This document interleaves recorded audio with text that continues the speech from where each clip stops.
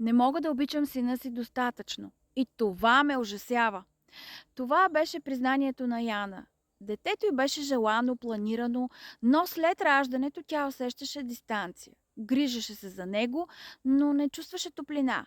Вина я разяждаше. Страхуваше се, че всъщност е лоша майка. В родовата история изплува трагедия. Прабаба и Мария губи първия си син на 4 години от болест. След това ражда още 2 деца, но никога повече не се превързва истински. В семейството се говорило, че сърцето й е умряло с първото дете. Тази замръзнала болка се беше предала като защита.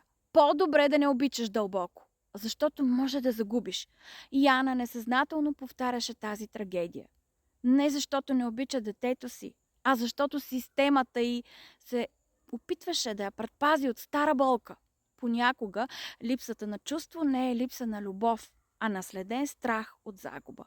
Позволяваш ли на стар страх да определя връзките ти с живите? Сподели в коментар.